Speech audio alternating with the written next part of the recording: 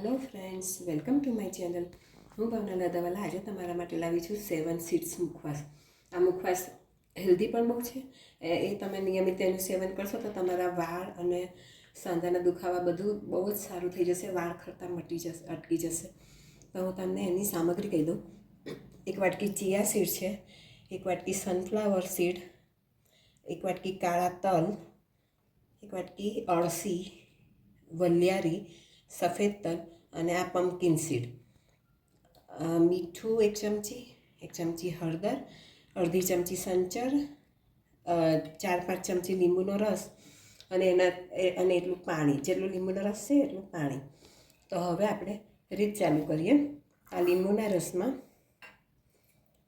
એનાથી અડધું પાણી નાખીને એમાં અડધી ચમચી સંચર, 1 ચમચી મીઠું, હળદર, આ બધું નાખીને એને બરાબર મિક્સ કરી દઈએ. આ સરસ મિક્સ થઈ જાય પછી આપણે આ બધા જે સીડ્સ લીધા છે એ બાઉલમાં કાઢી લઈએ. સફેદ તલ, કાળા તલ, ચિયા સીડ,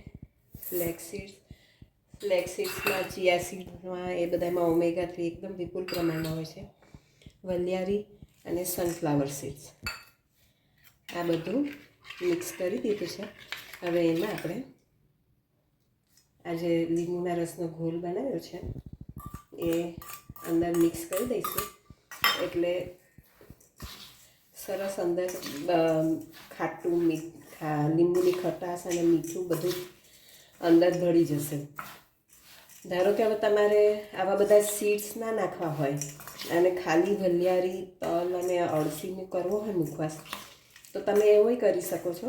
એમાં તમારે આ બધું મિક્સ નહીં કરવાનું. વલિયારી જુદી થાળીમાં કરવાની, ફ્લેક્સ સીડ્સ ને તલ એ બધું જુદું જુદું કરીને પછી એને જુદું શેકીને મિક્સ કરી દેવાનું.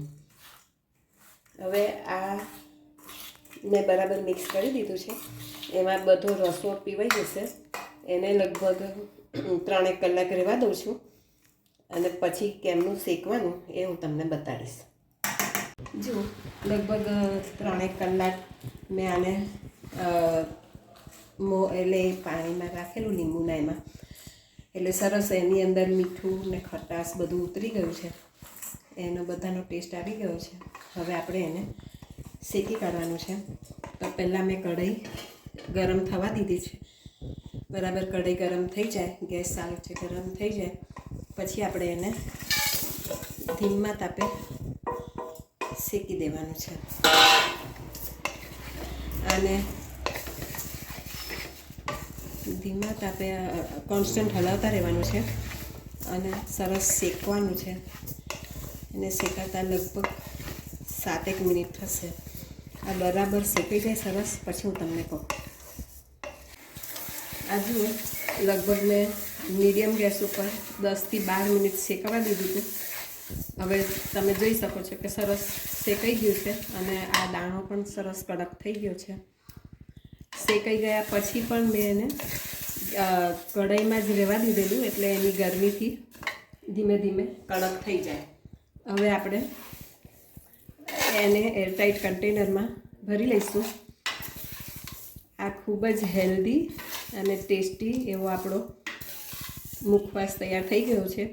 આ તમે રોજ 1-1 ચમચી ખાશો તો એનાથી તમને ઘણા ફાયદા થશે. જોઈન્ટ પેઇન માટે, હેરફોલ માટે, બધા માટે. તો તમે આ નક્કી ટ્રાય કરજો.